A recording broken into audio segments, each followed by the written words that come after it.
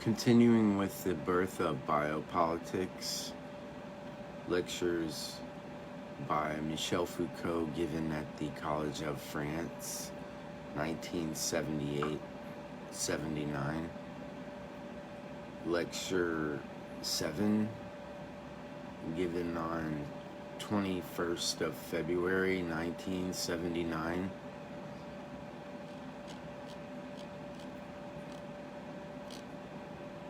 Last week, I tried to show you how ordoliberalism necessarily entailed a Gesellschaftspolitik, as it was called. That is to say, a policy of society and a social interventionism that is at the same time active, multiple, vigilant, and omnipresent. So, on the one hand, there is a market economy, and on the other, an active, intense, and interventionist social policy. But we should again carefully underline that this social policy in ordoliberalism is not to function like a compensatory mechanism for absorbing or nullifying the possible destructive effects of economic freedom on society or the social fabric. In actual fact, if there is a permanent and multiform social interventionism, it is not directed against the market economy or against the tendency of the market economy. On the contrary, this interventionism is pursued as the historical and social condition of possibility for a market economy, as the condition enabling the formal mechanism of competition to function so that the regulation the competitive market must ensure can take place correctly without the negative effects that the absence of competition would produce. The Gesellschaftspolitik must not nullify the anti-social effects of competition.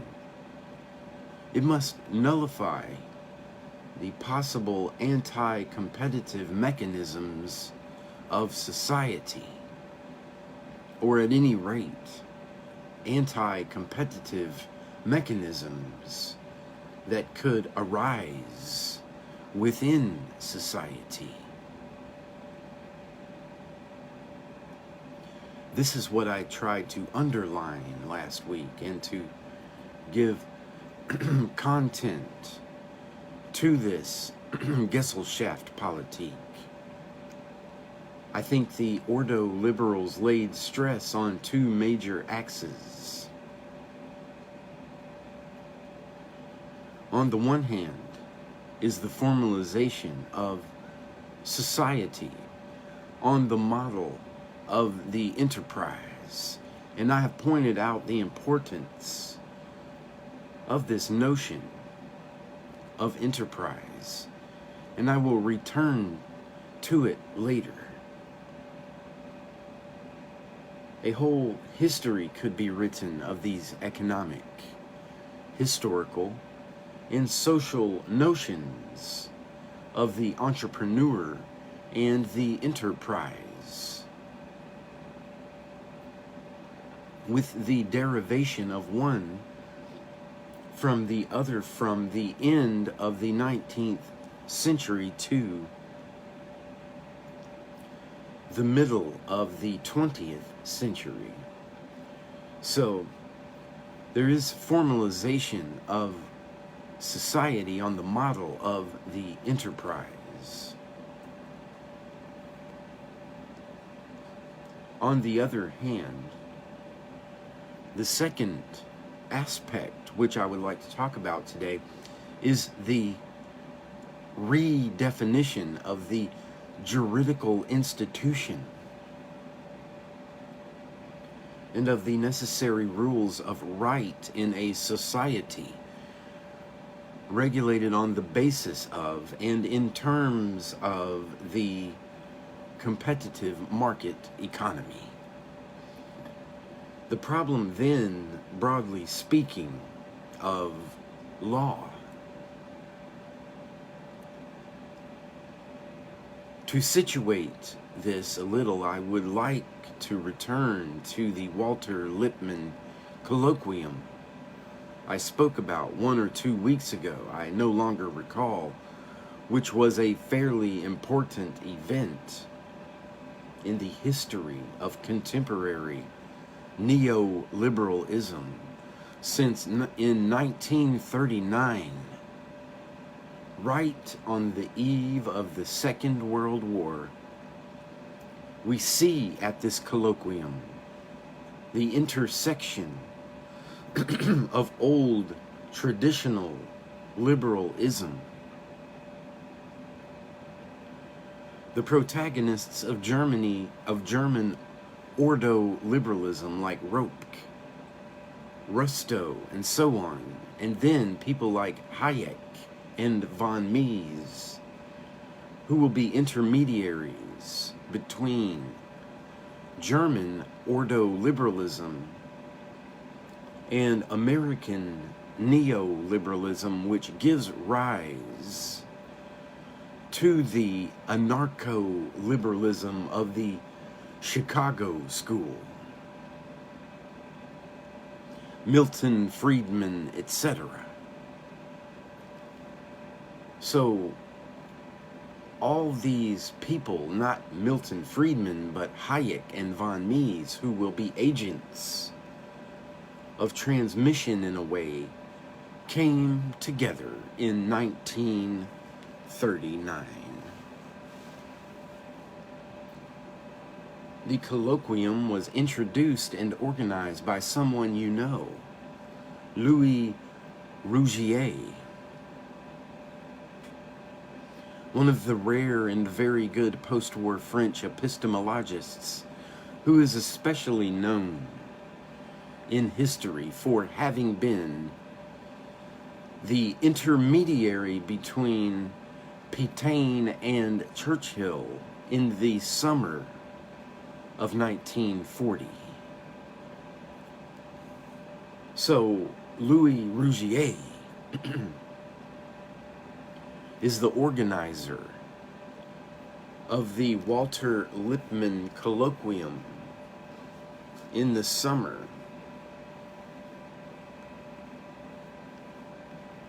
of 1939.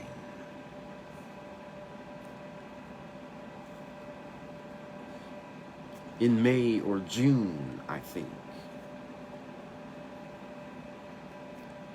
He introduces the whole of the colloquium and the different contributions, and I think his introduction is quite remarkable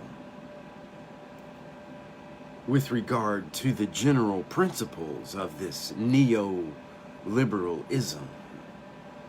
This is what he says concerning precisely the legal problem. The liberal regime is not just the result of a spontaneous natural order, as the many authors of the natural codes declared in the 18th century. It is also the result of a legal order that presupposes juridical intervention by the state. Economic life takes place, in fact, within a juridical framework which fixes the regime of property, contracts, patents, bankruptcy, the status of professional associations in commercial societies, the currency and banking, none of which are given by nature, like the laws of economic equilibrium, but are contingent creations of legislation. There is then no reason to suppose that the current historically existing legal institutions are definitively and permanently the best suited for safeguarding the freedom of transactions. The question of the legal framework best suited to the supplest, most efficient, and fair operation of the market has been neglected by classical economists and deserves to be the object of an international center of the studies for the renewal of liberalism. To be liberal, therefore, is not at all to be conservative, in the sense of the maintenance of de facto privileges resulting from past legislation. On the contrary, it is to be essentially progressive in the sense of a constant adaptation of the legal order to scientific discoveries, to the progress of economic organization and technique, to changes in the structure of society, and to the requirements of contemporary consciousness. Being liberal is not like the Manchester attitude, allowing vehicles to circulate in any direction according to whim, with the consequence of endless congestion and accidents. And it is not that of the planners, fixing the hours of use and routes to be followed for every vehicle. It means imposing a highway code while accepting that at a time of faster means of transport, this code will not necessarily be the same as in the time of stagecoaches. Today we understand better than the great classics what a truly liberal economy consists in. It is an economy subject to a double arbitration. The spontaneous arbitration of consumers who decide between the goods and services they are offered on the market according to their preferences through the plebiscite of prices. And, on the other hand, the common arbitration of the state, ensuring the freedom, honesty, and efficiency of the market. This text contains a number of elements.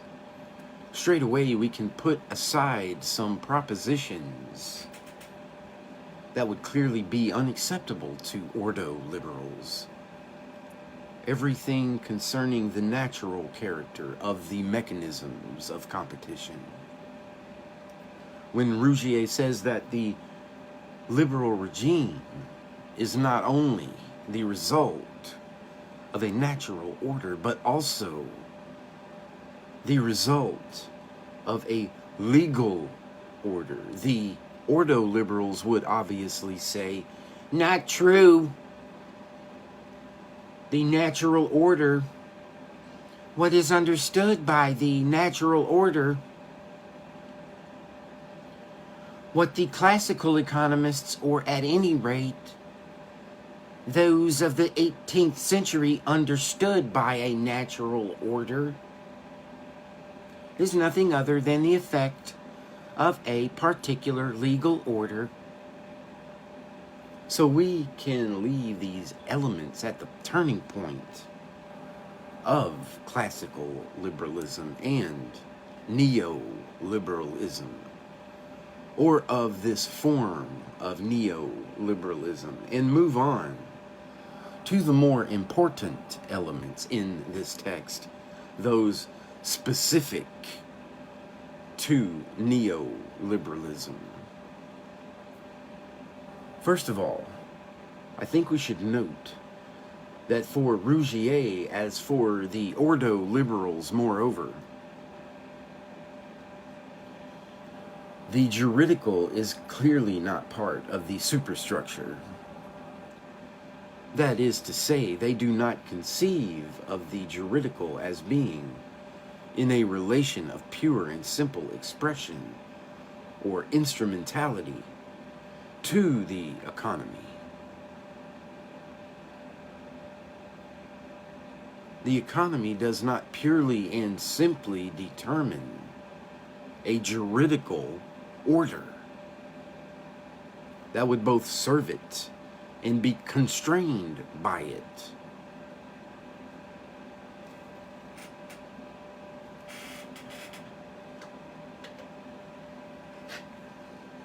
The juridical gives form to the economic, and the economic would not be what it is without the juridical. What does this mean? I think we can identify 3 levels of meaning. First, a theoretical meaning. You can see that the theoretical meaning, I am embarrassed to point it out, is that instead of distinguishing between an economic belonging to the infrastructure and a juridical, political belonging to the superstructure, we should in reality speak of an economic juridical order. In this, Rougier and then the Ordo liberals place themselves strictly in line with Max Weber's important perspective. That is to say, like Max Weber, they situate themselves from the outset at the level of the relations of production rather than at the level of the forces of production.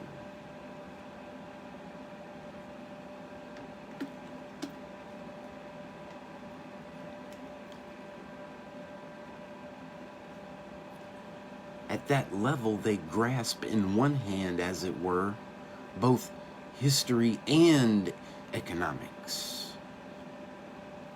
both law and the economy, strictly speaking, and placing themselves in this way at the level of the relations of production. They do not consider the economic to be a set of processes to which a legal system is added, which is more or less adapted or more or less obsolete in relation to these processes.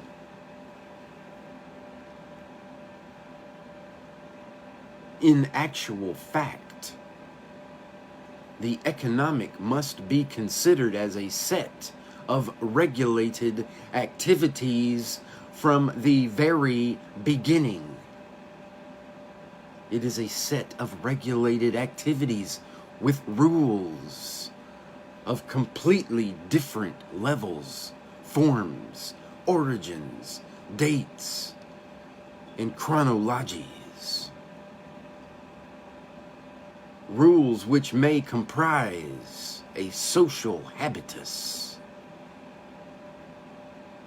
a religious prescription, an ethics, a corporative regulation, and also a law. In any case, the economic is not a mechanical or natural process that one can separate out except by abstraction, a posteriori, by means of a formalizing abstraction.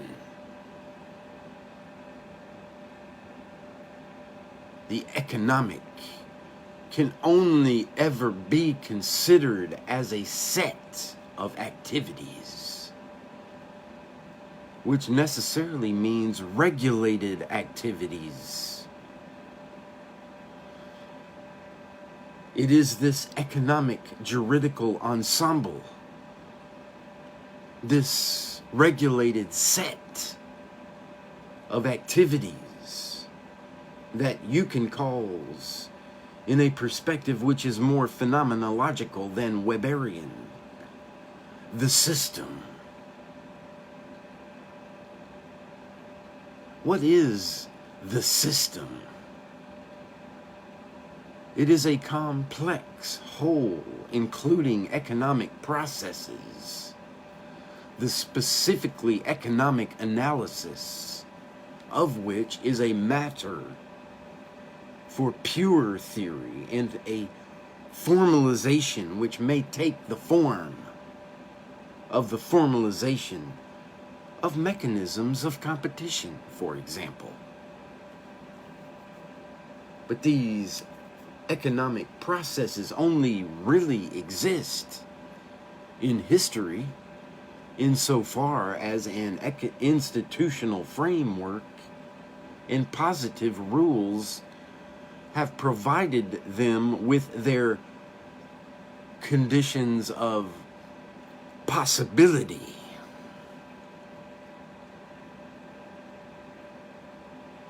This is what the common analysis, this combined analysis of the relations of production means historically.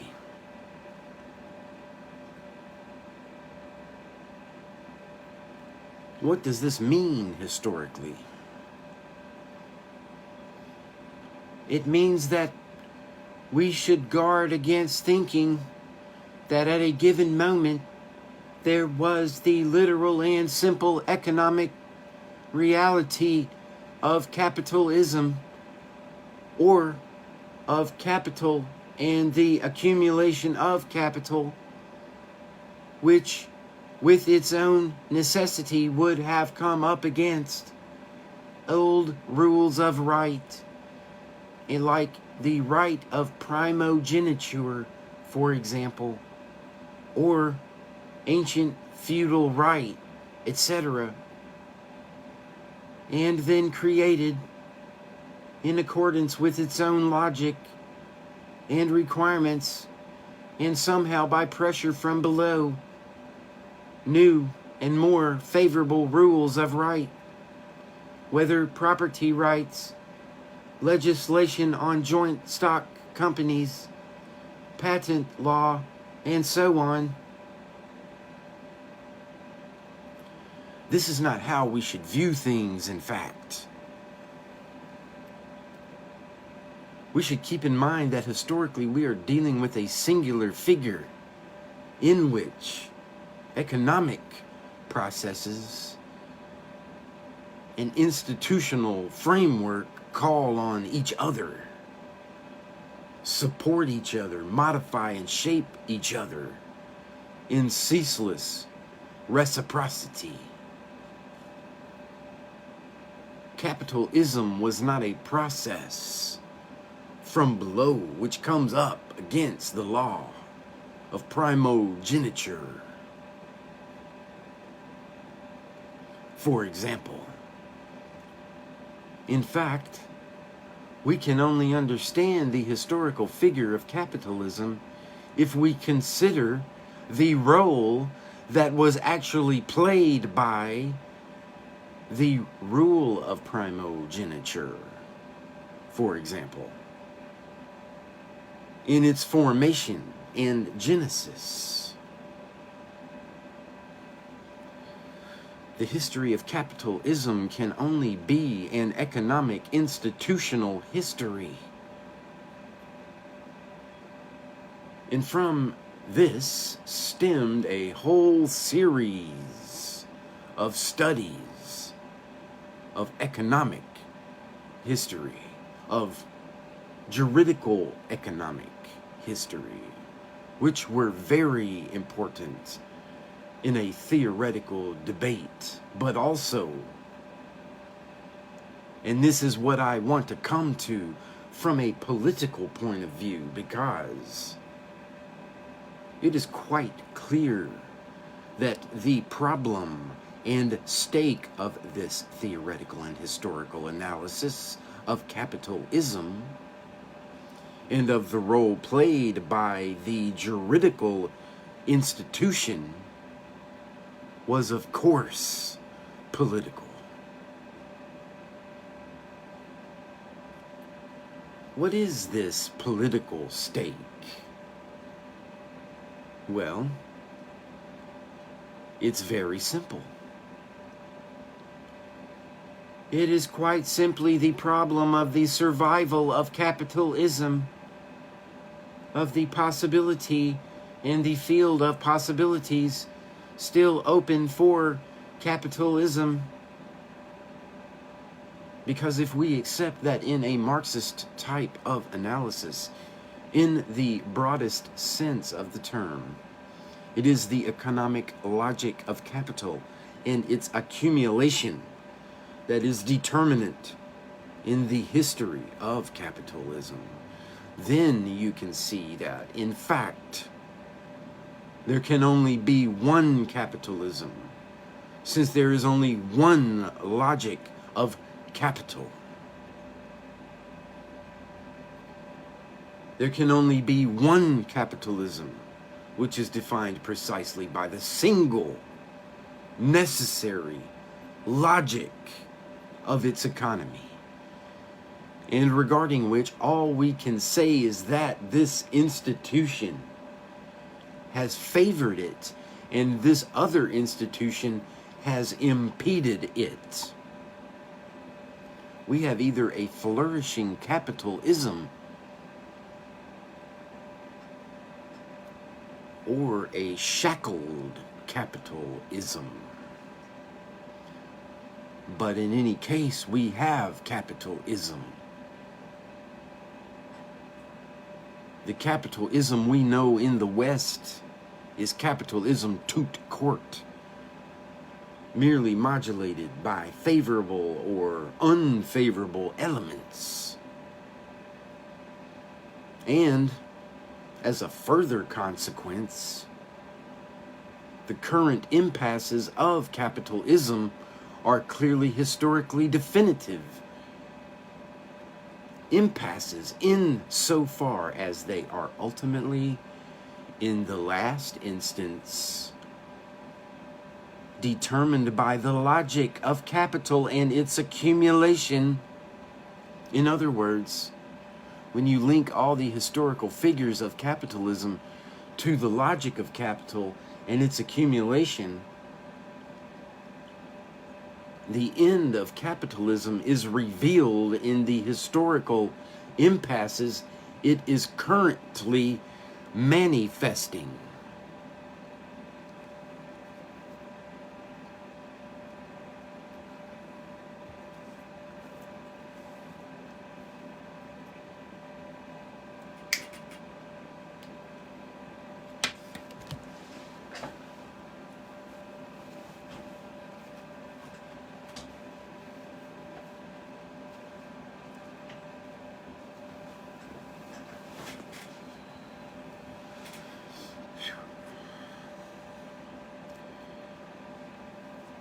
If, on the other hand, what economists call capital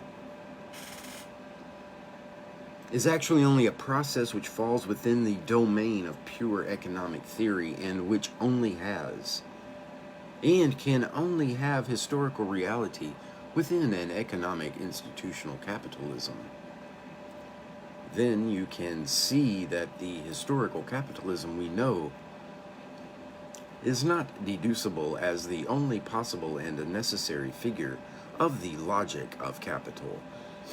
In actual fact, historically, We have a capitalism with its singularity, but which, in virtue of this very singularity, may give rise to the institutional and consequently economic transformations,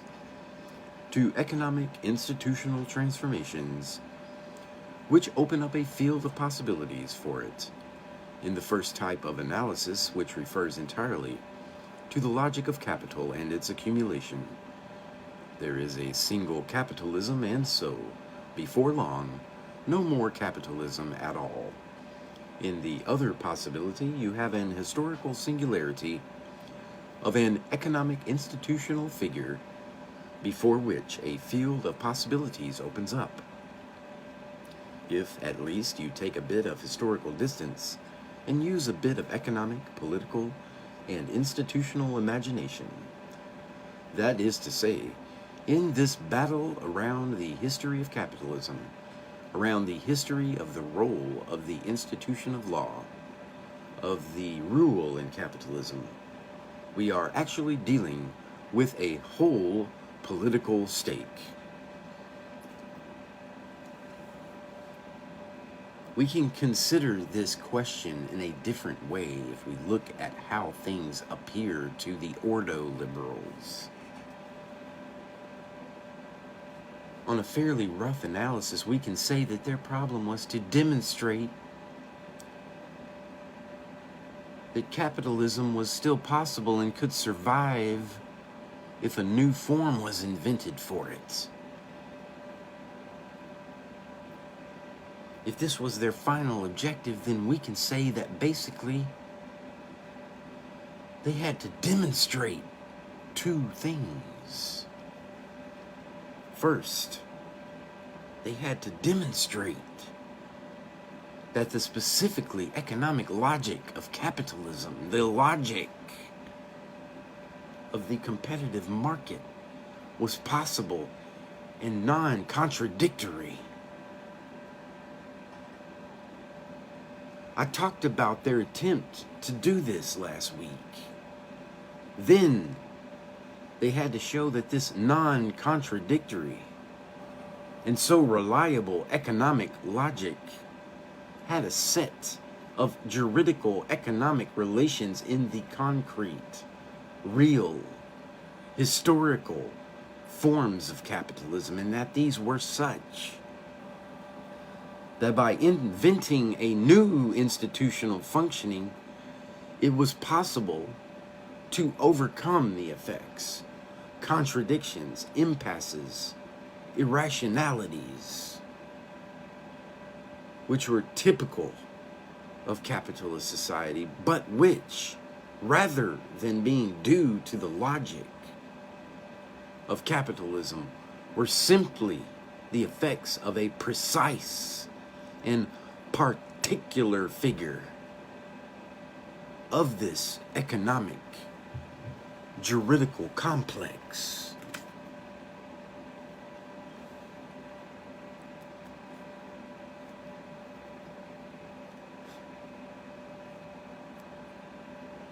You can see, therefore, that in Germany, these two great problems which dominated economic theory, on the one hand, in economic history or economic sociology, or on the other, were completely bound up with each other. One problem was the theory of competition. If the economists of this time, Walras, Marshall in England, Wicksell in Sweden, and all those who followed them, attached so much importance to the theory of competition, it was because it was a question of determining whether or not the formal mechanism of the market was contradictory, and also the extent to which the competitive market did or did not lead to phenomena which were liable to nullify it, namely to monopoly. So there is this set of problems, which are problems of economic theory, if you like.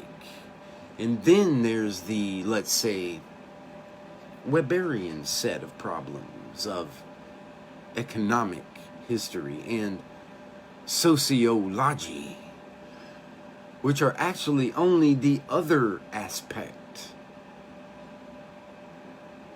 the counterpart of the first question, and which concern whether it really is possible to identify an economic institutional ensemble in the history of capitalism, which can account both for the singularity of capitalism and the impasses, contradictions, difficulties, and mixtures of rationality and irrationality presently being observed.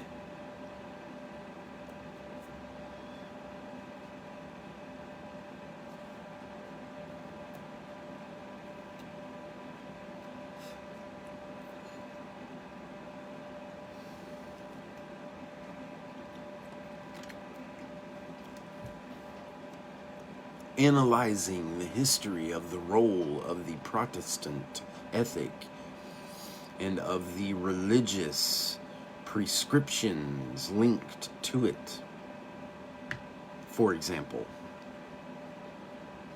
and developing the pure theory of competition, were two different aspects or two complementary ways of posing and trying to resolve in a particular way the problem of whether or not capitalism could survive.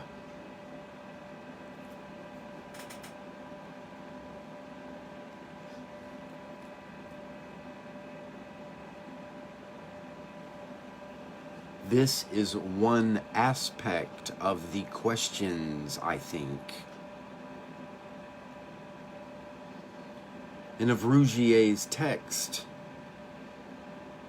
of the propositions by which he tries to show that economic process cannot be dissociated from an institutional ensemble, from a juridical ensemble, which is not just its more or less deferred or matching effect or expression, but which is really united with it in an economic system. That is to say, roughly, in a set of regulated economic practices. The other aspect of the text that I have just read concerns what we could call legal interventionism, which is the consequence of the first aspect. If we accept that we are not dealing with an essential capitalism deriving from the logic of capital, but rather with a singular capitalism formed by an economic institutional ensemble, then we must be able to act on this ensemble and intervene in such a way as to invent a different capitalism. We do not have to carry on with capitalism so much as invent a new one. But where and by what route will this eruption of innovation be able to take place within capitalism?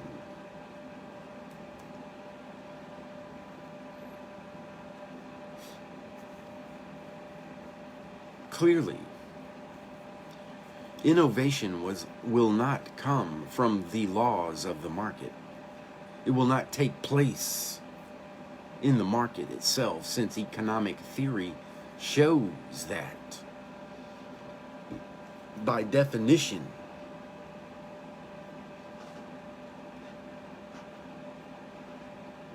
the market must function in such a way that its pure mechanisms are in themselves regulative of the whole. So we do not touch the laws of the market, but act so that institutions are such that these laws, and only these laws, really are the principle of general economic regulation, and as a consequence of social regulation. The consequence of this is no economic interventionism, or a minimum of economic interventionism, and maximum legal interventionism, in what is, I think, a significant formula. Eucken says that we must move on to a conscious economic law. I think this formula should be set term by term against the banal Marxist formulation, in which the economic is always that which escapes historians' consciousness when they are pursuing their analysis. For Eucken, the historian's unconscious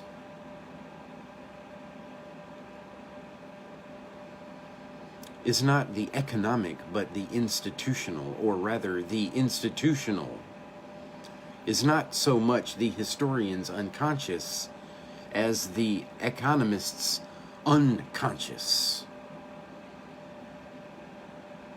What eludes economic theory and economists' analysis is the institution. And we must move on to a level of conscious economic law, both by using historical analysis, which will show in what respects and how the institution and rules of law exist in reciprocally conditionating relationships with the economy. And then, thanks to this, by becoming aware of the possible modifications to be introduced in this economic juridical complex,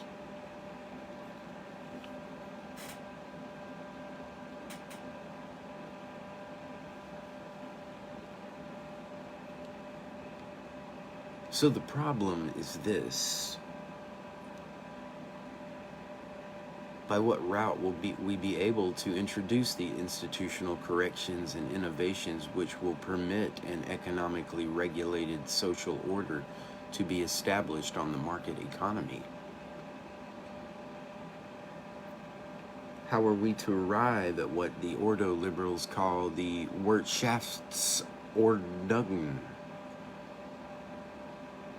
or the economic constitution?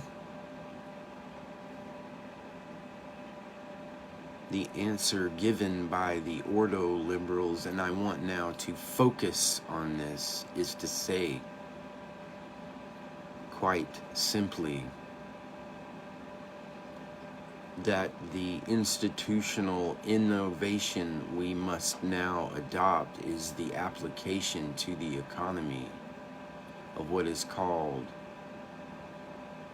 the Rechtsstaat in the German tradition, and the rule of law in English, or l'état de droit in French. At this point,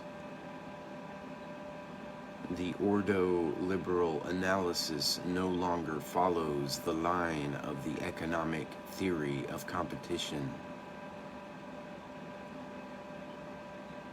defined by Walras, Wicksell, and Marshall, and the sociological history of the economy defined by Weber. It follows a line of legal theory.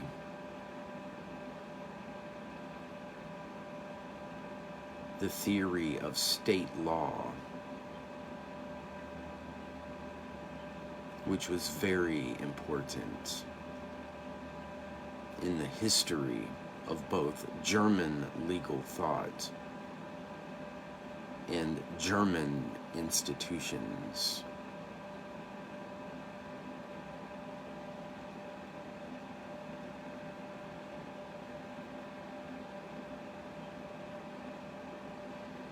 I would like to say a couple of words about this.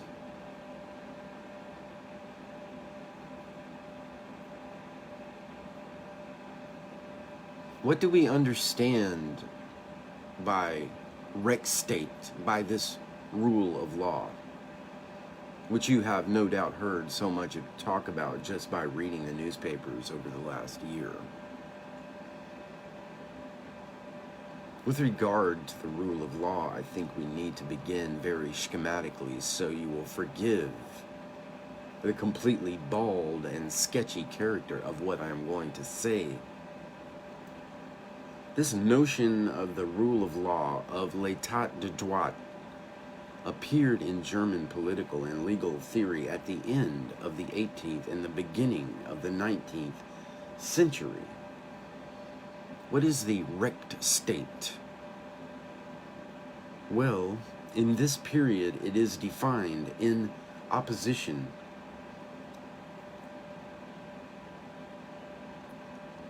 to two things. First, it is defined in opposition to despotism, understood as a system that makes the particular or general will of the sovereign the principle of the obligation of each and all with regard to the public authorities. Despotism is that which identifies the obligatory character and form of the injunctions of the public authority with the sovereign's will.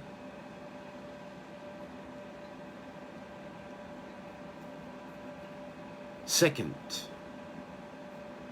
the rule of law is also opposed to something different from despotism. And this is the Polizeistat, the police state. The police state is different from despotism. Although concretely they overlap, or aspects of them overlap, what is understood by police state, by Polizeistat, is a system in which there is no difference of kind, origin, validity, and consequently of effect between, on the one hand,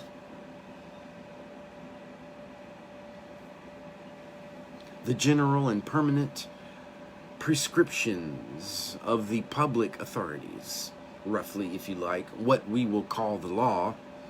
And on the other hand,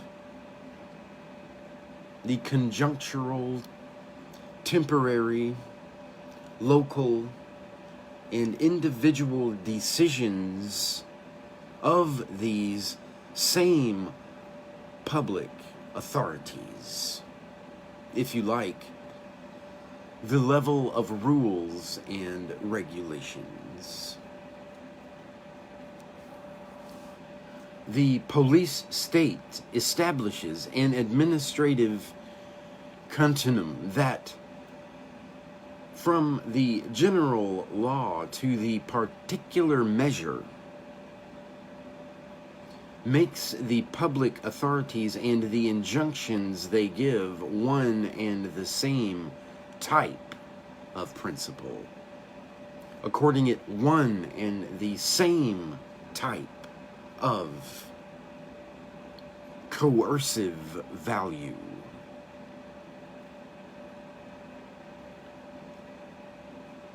Despotism, then, refers any injunction made by the public authorities back to the sovereign's will and to it alone, or rather, it makes it originate in this will. The police state, on the other hand, establishes a continuum between every possible form of injunction made by the public authorities, whatever the origin of their coercive character.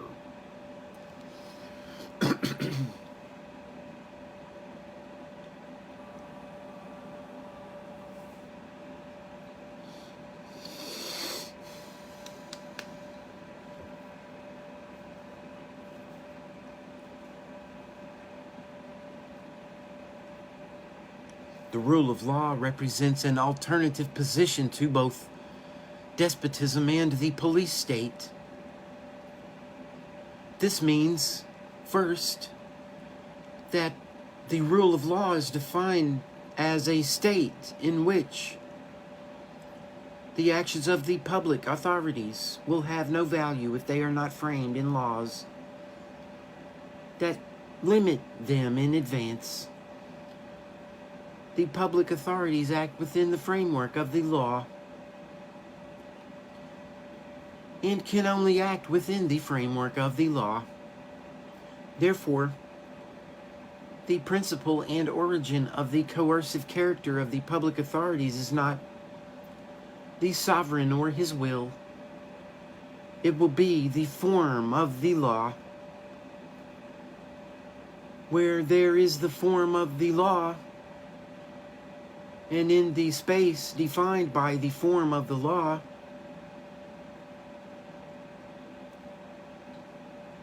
the public authorities may legitimately become coercive. This is the first definition of the rule of law of l'état de droit. Second, in the rule of law there is a difference of kind, effect, and origin between, on the one hand, laws, which are universally valid general measures, and in themselves acts of sovereignty, and on the other hand, particular decisions of the public authorities. In other words,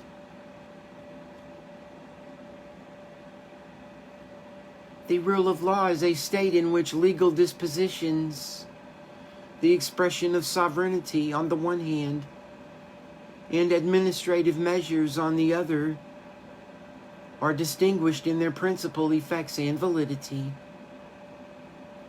Broadly speaking, at the end of the 18th and the beginning of the 19th century, this theory of the public authorities and of the law of public authorities organized what is called the theory of the rule of law against the forms of power and public law that operated in the 18th century This double theory, or these two aspects of the rule of law, one in opposition to despotism and the other opposed to the police state, can be found in a whole series of texts at the beginning of the 19th century. The main text, and the first, I think, to produce the theory of the rule of law, is by Welcker. The Ultimate Principles of Law, the State and Punishment, which appeared in 1813.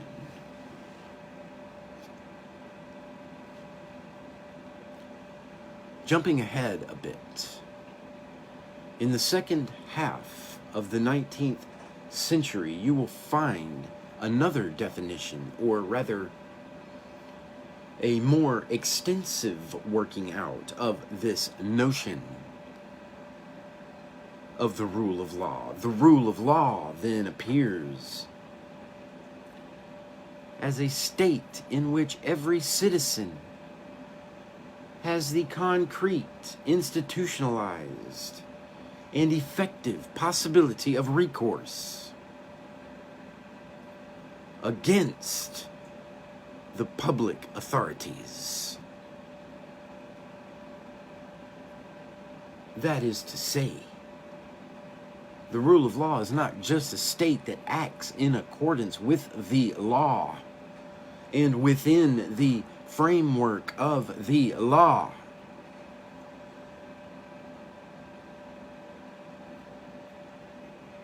It is a state in which there is a system of law, that is to say, of laws, but it also means a system of judicial arbitration between individuals and the public authorities. This is quite simply the problem of administrative courts.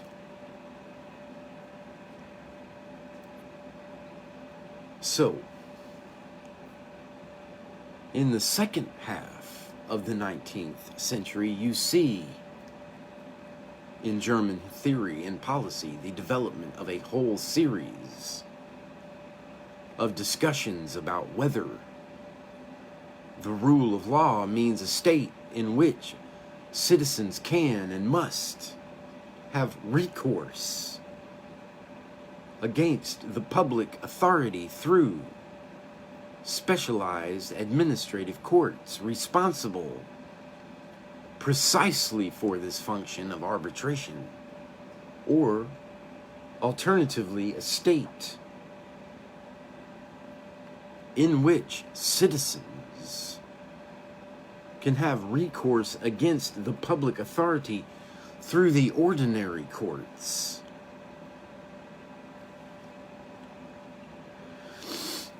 Some theorists, like Neist, for example, reckon that the administrative court, as the legal instance of arbitration between the state and citizens, between the public authorities and citizens, is indispensable for the constitution of the rule of law.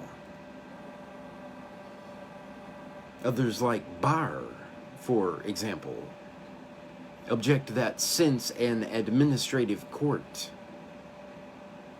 emanates from the public authorities,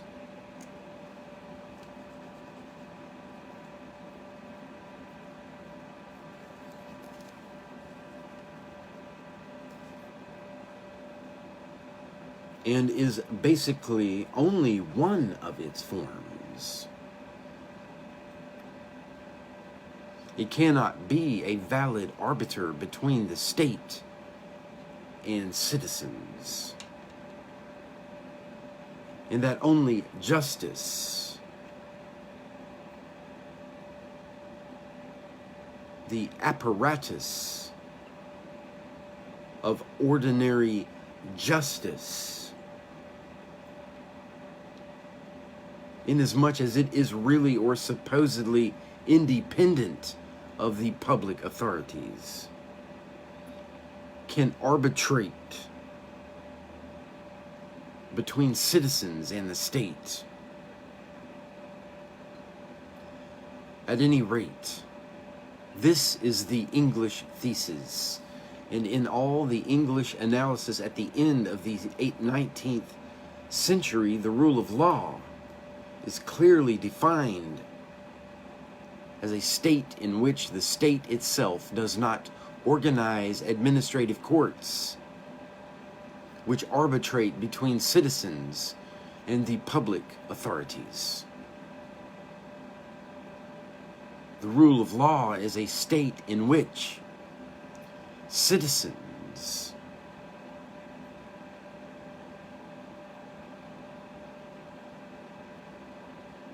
can appeal to ordinary justice against the public authorities.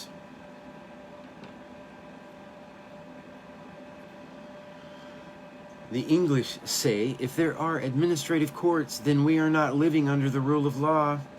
The proof for the English that the rule of law does not exist in France is the existence of administrative courts and the Council of State.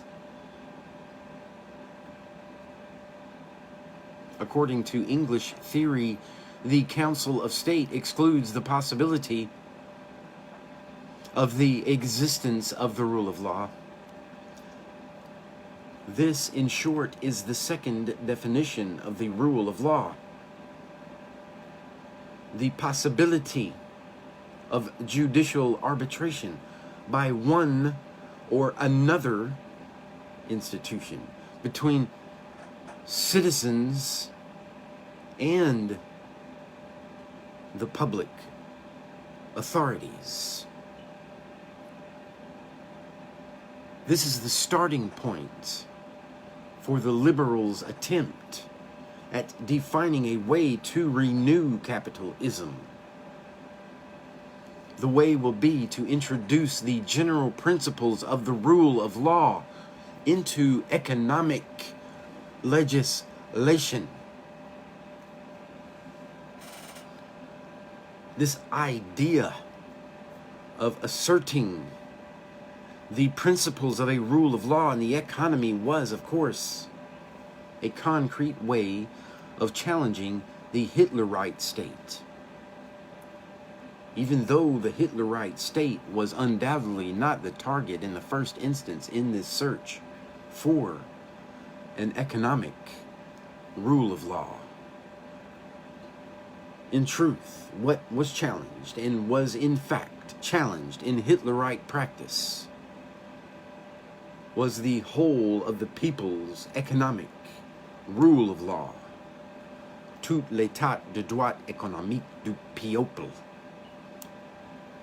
precisely because the state had ceased to be a legal subject in the state. The people,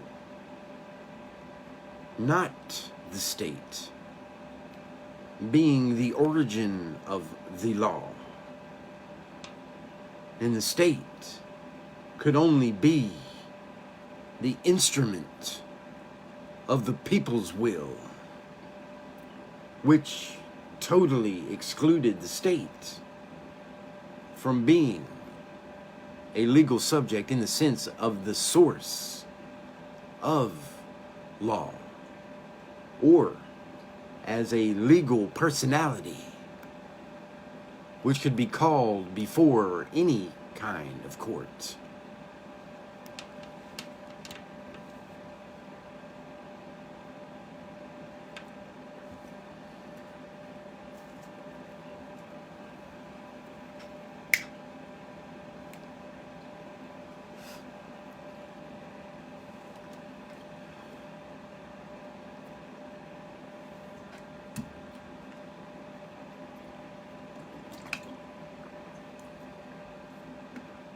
In actual fact,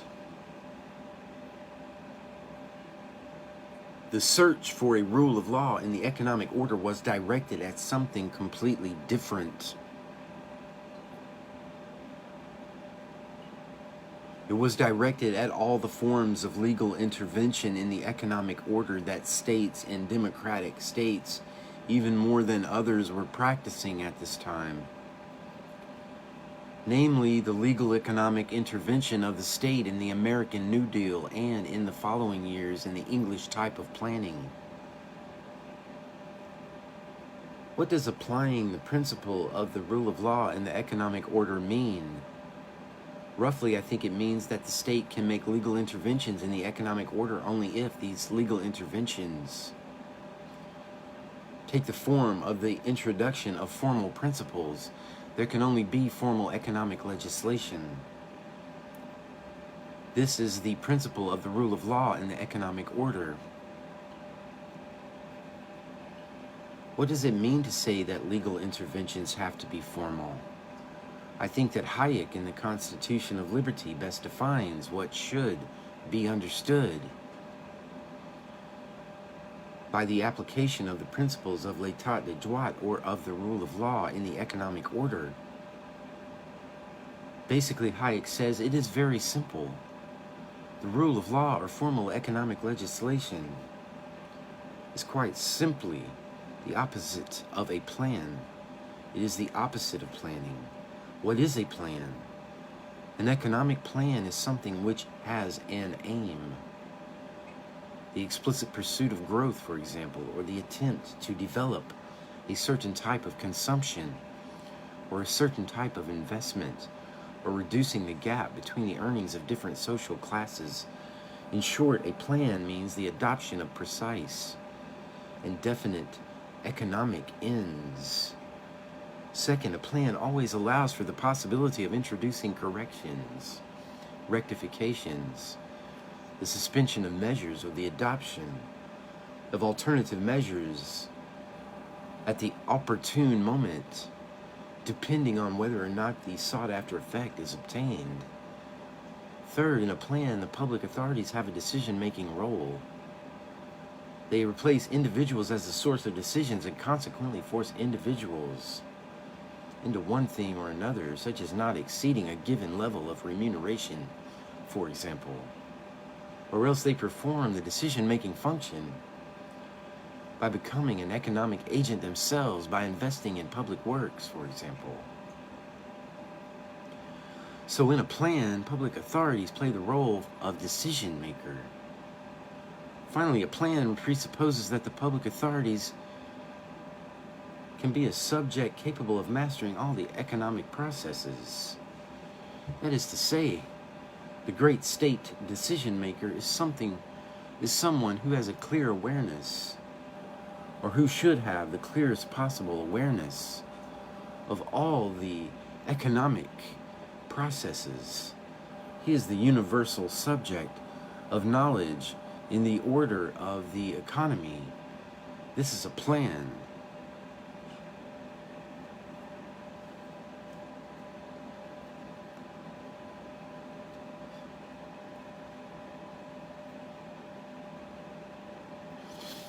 Now, says Hayek, if we want the rule of law to operate in the economic order,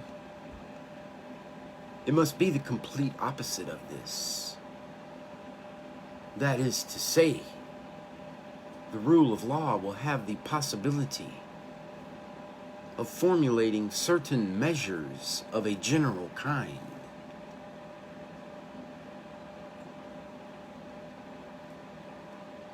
But these must remain completely formal and must never pursue a particular end. It is not for the state to say that the gap between earnings should be reduced. It is not for the state to say that it wants an increase in a certain type of consumption. A law in the economic order must remain strictly formal.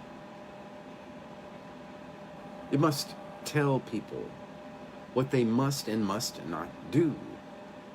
It must not be inscribed within an overall economic choice.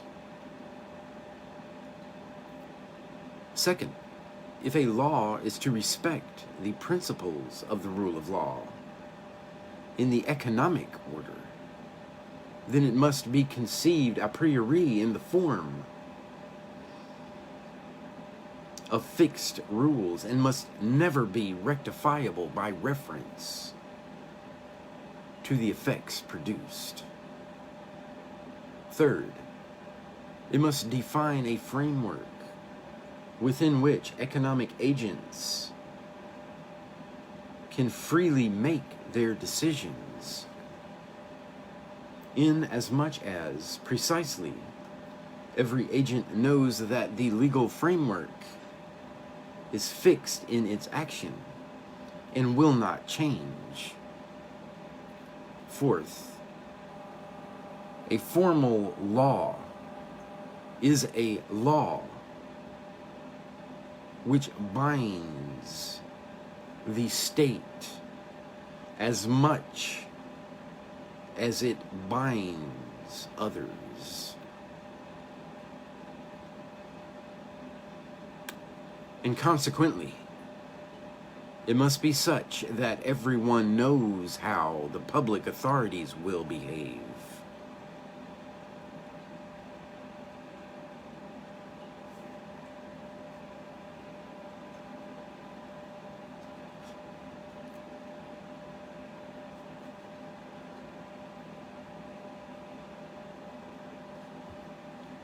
Finally, and thereby, you can see that this conception of the rule of law in the economic order basically rules out the existence of any universal subject of economic knowledge who could have, as it were, a bird's eye view of all the economic processes, define their ends, and take the place of this or that agent, so as to take this or that decision. In actual fact, the state must be blind to the economic processes. It must not be expected to know everything concerning the economy or every phenomenon concerning the economy. In short, both for the state and for individuals, the economy must be a game, a set of regulated activities. You can see that we have come back to what we were saying at the start, but in which the rules are not decisions which someone takes for others. It is a set of rules which determine the way in which each must play a game, whose outcome is not known by anyone.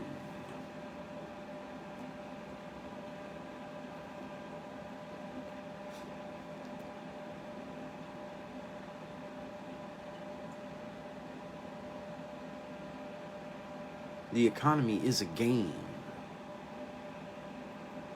and the legal institution which frames the economy should be thought of as the rules of the game. The rule of law in l'état de droit formalize the action of government.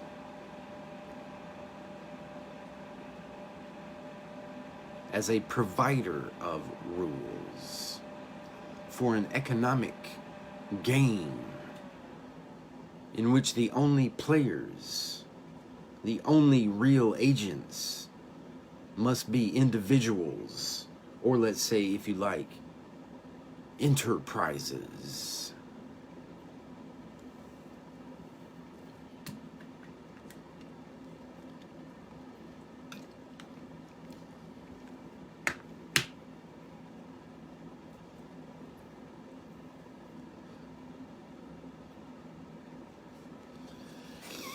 The general form taken by the institutional framework in a renewed capitalism should be a game of enterprises regulated internally by a juridical institutional framework guaranteed by the state.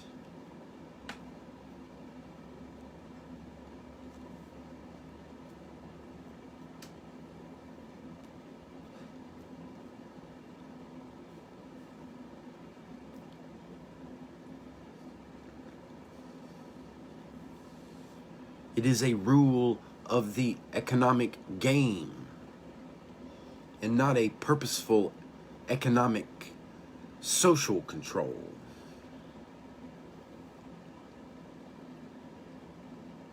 Hayek describes this definition of the rule of law or of l'état de droit in economic matters in a very clear sentence. The plan, he says, is precisely the opposite of l'état de droit, or the rule of law. It shows how the resources of society must be consciously directed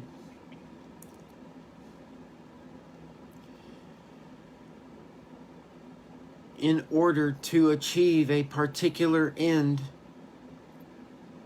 The rule of law, on the other hand, sets out the most rational framework within which individuals engage in their activities in line with their personal plans.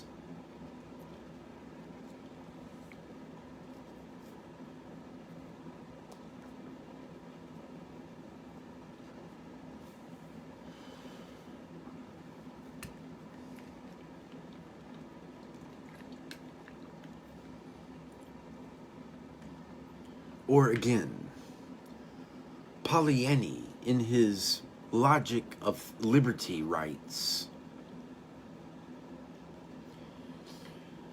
the main function of a system of jurisdiction is to govern the spontaneous order of economic life. The system of law must develop and reinforce the rules according to which the competitive mechanisms of production and distribution operates.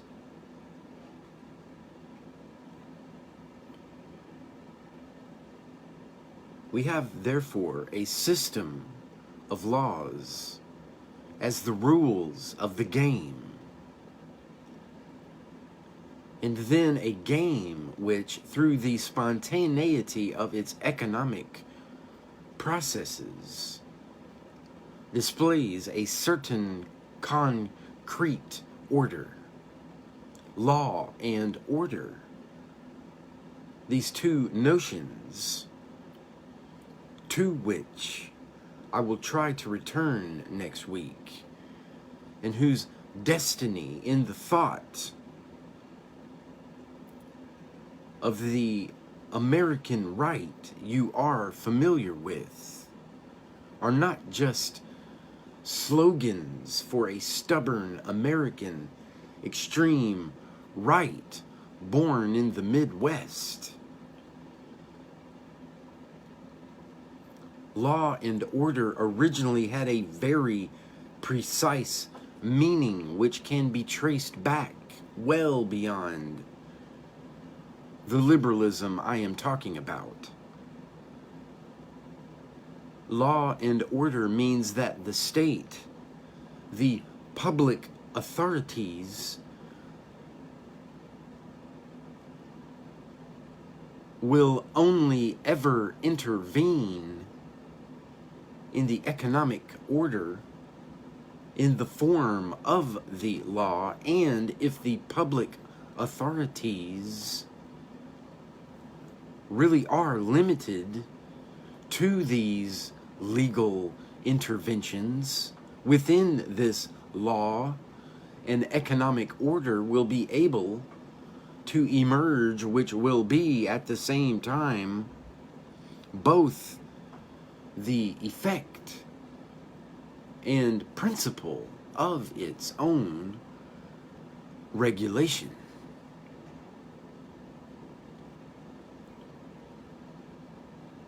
This is the other aspect I wanted to stress with regard to the text from Rougier I quoted. So, first of all, an essential capitalism with its logic, contradictions, and impasses does not exist. Second, it now becomes perfectly possible to invent or devise a capitalism different from the first, different from the capitalism we have known, and whose essential principle would be a reorganization of the institutional framework in terms of the rule of law, and which would consequently discard the whole system of administrative or legal interventionism which states have assumed the right to impose.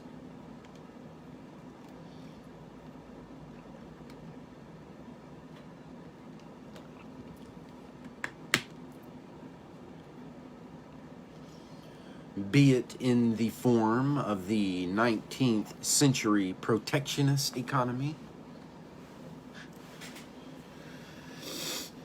or of the planned economy of the 20th century.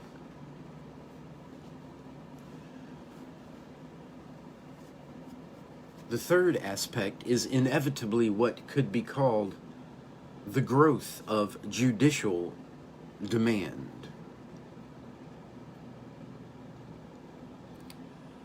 Because in fact, this idea of law in the form of a rule of the game imposed on players by the public authorities, but which is only imposed on players who remain free in their game, implies, of course, a revaluation of the juridical.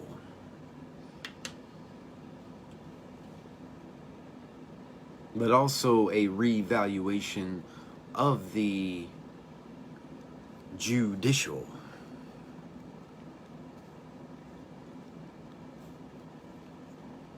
You know that one of the problems of liberalism in the 18th century was the maximum reinforcement of a juridical framework in the form of a general system of laws imposed on everyone in the same way. But the idea of the primacy of law that was so important in 18th century thought entailed as a result a reduction of the judicial or of the jurisprudential, inasmuch as the judicial institution was in principle confined to the pure and simple application of the law.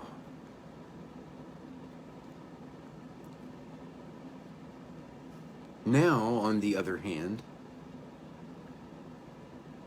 if it is true that the law must be no more than the rules for a game in which each remains master regarding himself and his part, then the judicial, instead of being reduced to the simple function of applying the law, acquires a new autonomy and importance. Concretely, in this liberal society in which the true economic subject is not the man of exchange, the consumer or the producer,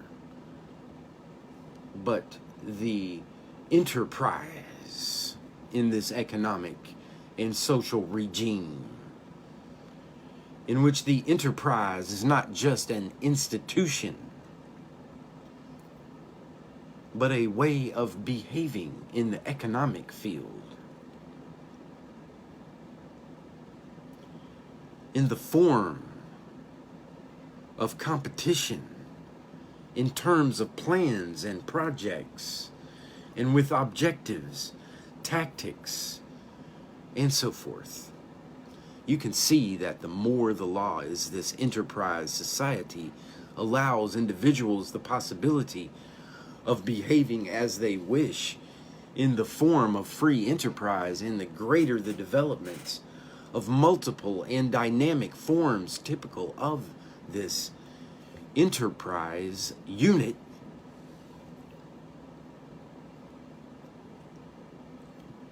then at the same time, so the number and size of the surfaces of friction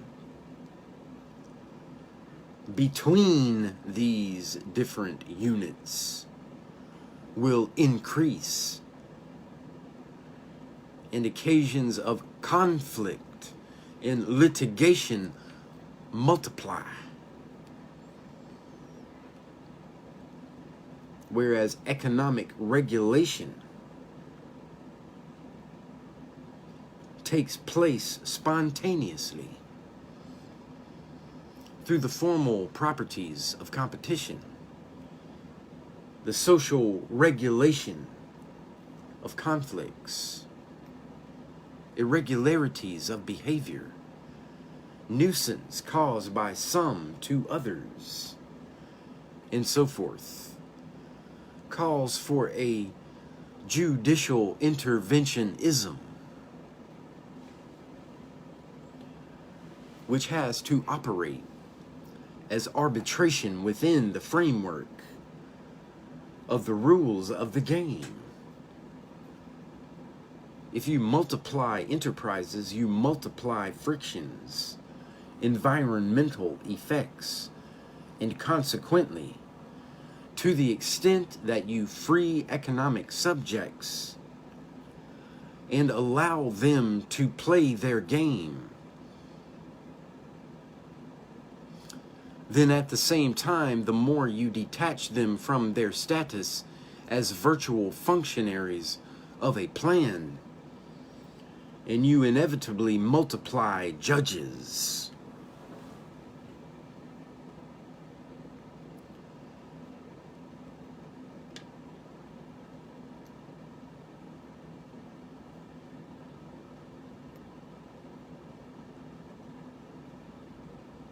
The reduction of the number of functionaries, or rather, the defunctionarization of the economic action of plans, together with the increased dynamic of enterprises, produces the need for an ever-increasing number of judicial instances, or anyway, of instances of arbitration.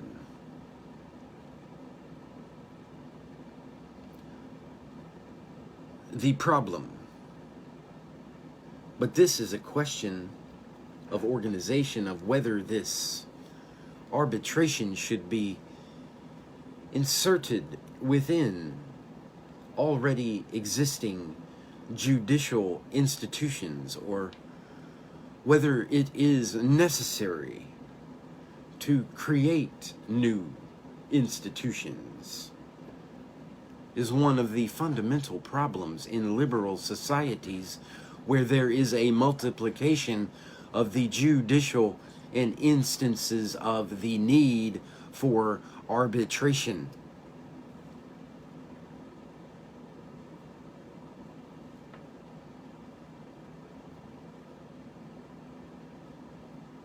Solutions vary from one country to another. Next week, I will try to talk about this with regard to France and problems which have arisen in the present French judicial institution, the Magistrates Association, and so on. Anyway, with regard to this creation of an intensified and increased judicial demand, I would just like to quote this text of Rope, who said, "It is now advisable to make courts, more than in the past, organs of the economy, and to entrust to their decision tasks that were previously entrusted to administrative authorities."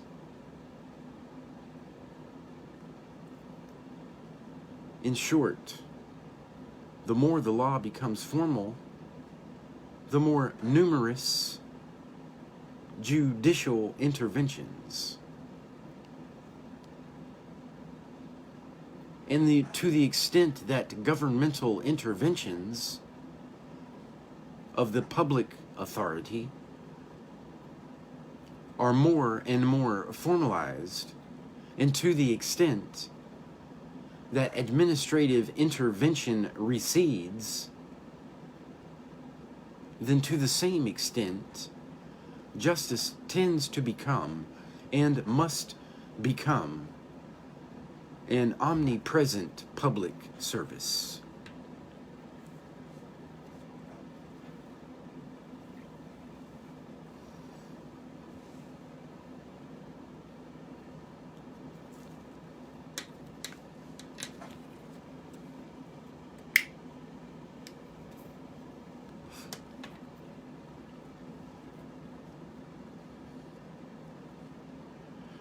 I will stop there on this description of the ordo-liberal program formulated by the Germans from 1930 up until the foundation and development of the modern German economy.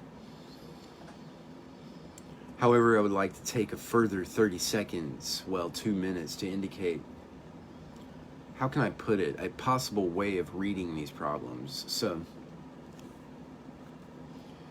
ordoliberalism envisions a competitive market economy accompanied by a social interventionism that entails an institutional reform around the revaluation of the enterprise unit as the basic economic agent. I do not think that this is merely the pure and simple consequence and projection of the current crisis of capitalism in ideology, economic theory, or political choice. It seems to me that we are seeing the birth, maybe for a short period or maybe for a longer period, of a new art of government, or at any rate, of a renewal of the liberal art of government. I think we can grasp the specificity of this art of government and its historical and political stakes if we compare them with Schumpeter, then I would like to dwell on this for a few moments and then I will let you go.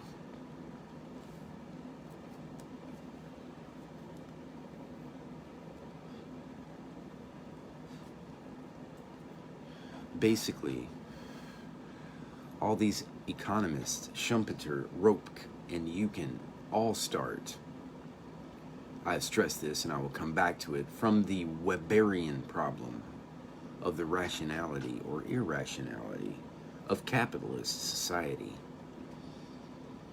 Schumpeter, like the ordo-liberals, and the ordo-liberals, like Weber, think that Marx, or at any rate, Marxists, are wrong in looking for the exclusive and fundamental origin of this rationality slash irrationality of capitalist society in the contradictory logic of capital and its accumulation.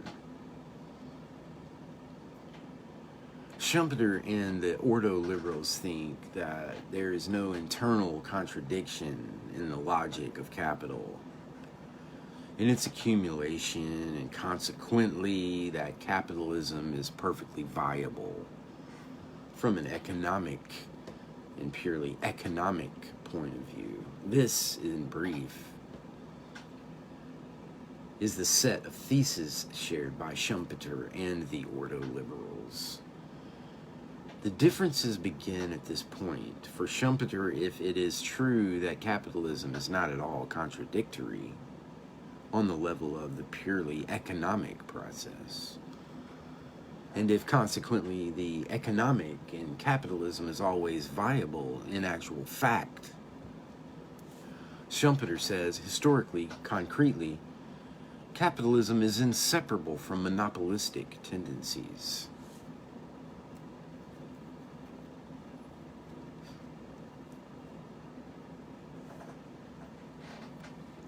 This is not due to the economic process, but to the social consequences of the process of competition.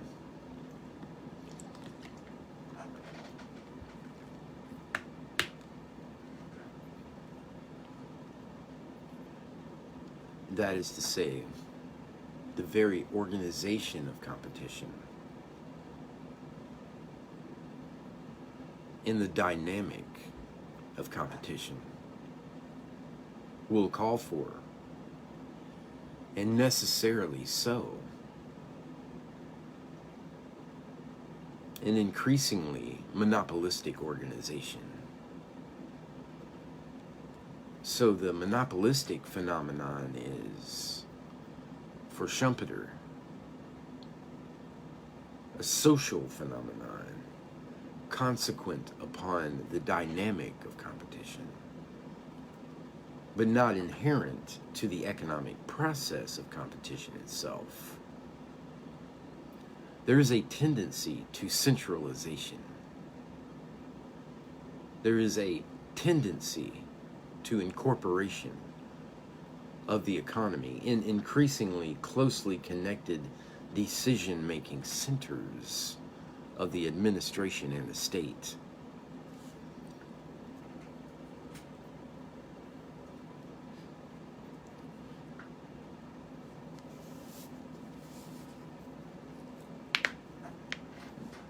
This then is the historical condemnation of capitalism.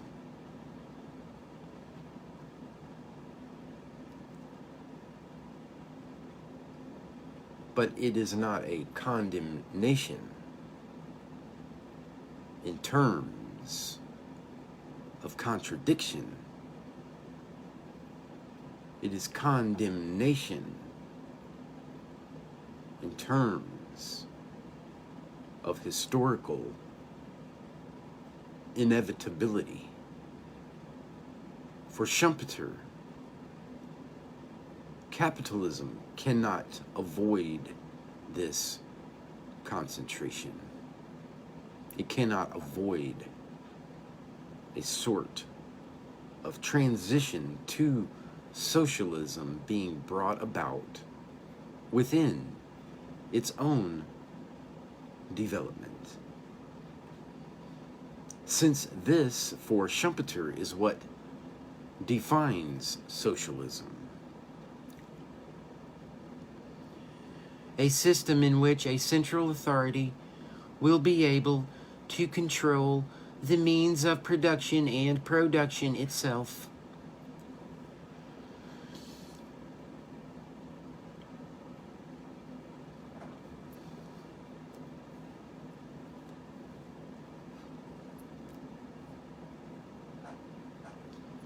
So the transition to socialism is not inscribed in the historical necessity of capitalism by virtue of an illogicality or irrationality specific to the capitalist economy, but due to the organizational and social necessity entailed by the competitive market. So we will develop into socialism with, of course, a political price, which Schumpeter says is undoubtedly heavy, but not one that it is absolutely impossible to pay.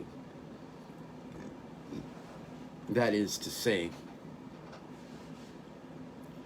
the political price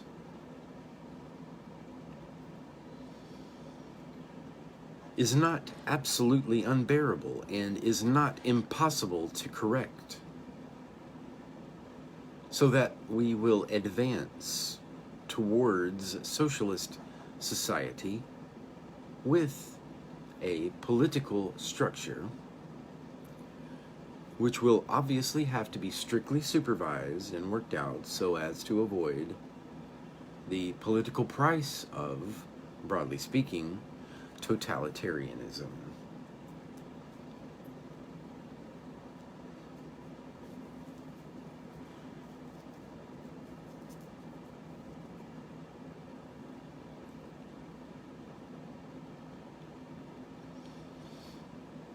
Totalitarianism can be avoided, but not without effort. We can say, broadly speaking, that for Schumpeter, it won't be much fun, but it will happen. It will come about, and if we take great care, it may not be as bad as we might think.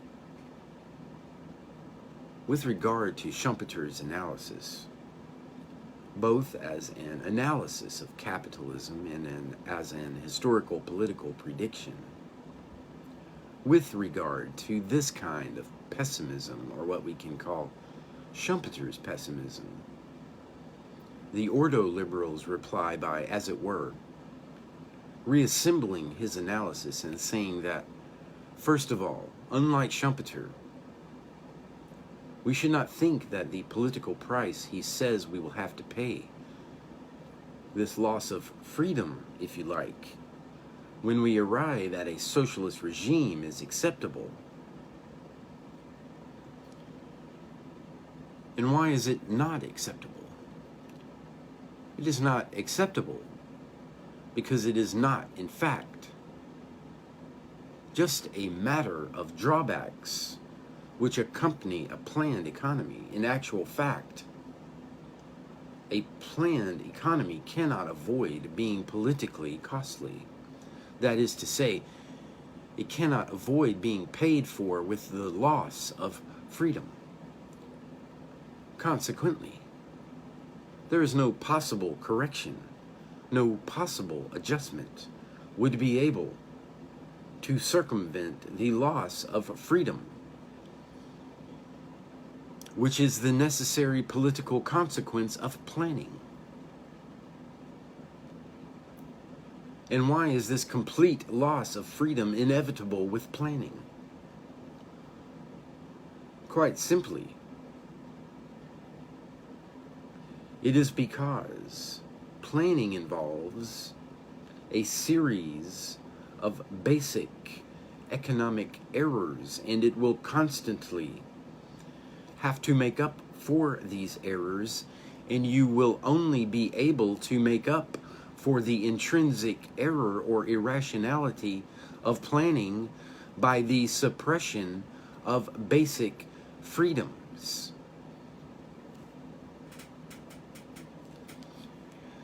Now, they say, how can we avoid the error of planning? Precisely by seeing to it that the tendency Schumpeter identifies in capitalism towards the organization, centralization, and absorption of the economic process within the state, which he saw was not a tendency of the economic process, but of its social consequences, is corrected, and corrected precisely by social intervention.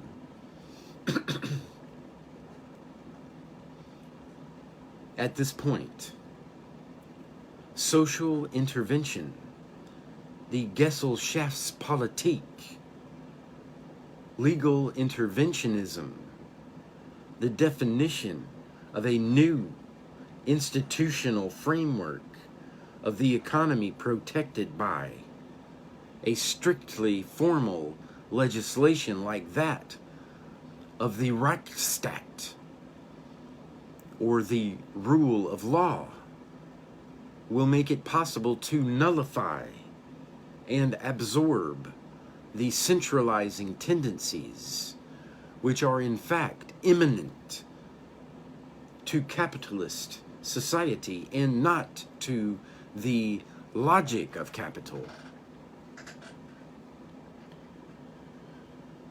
This is what will enable us to maintain the logic of capital in its purity and get the strictly competitive market to work without the risk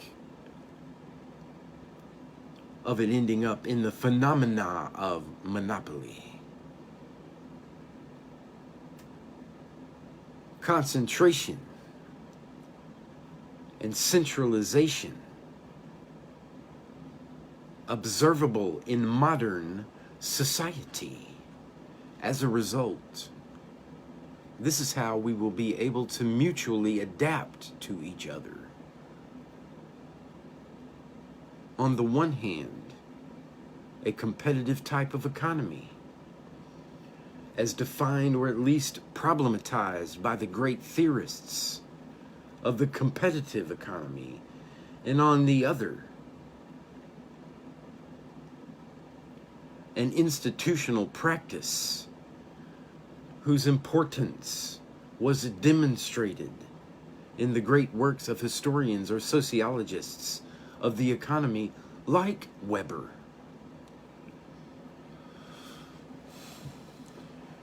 Broadly speaking, according to the Ordo Liberals, the present historical chance of liberalism is defined by a combination of law, an institutional field defined by the strictly formal character of interventions by the public authorities, an unfolding of an economy whose processes are regulated by pure competition,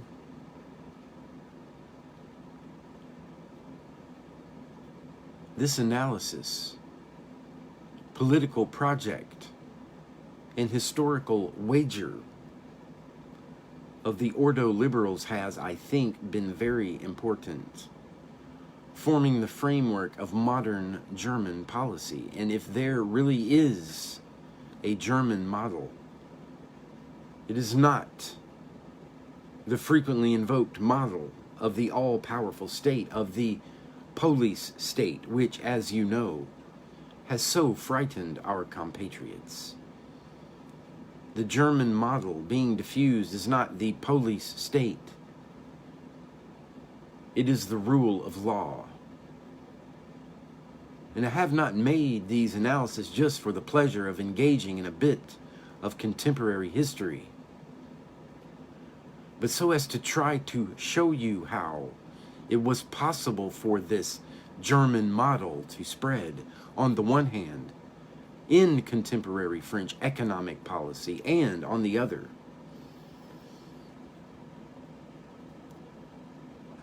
in a number of liberal programs, theories, and utopias like those we see developing in the United States. So next week, I will talk about some aspects of Giscard's economic policy, and then about American liberal utopians. Okay, that's the end of Lecture 7 from The Birth of Biopolitics, lecture given by Michel Foucault.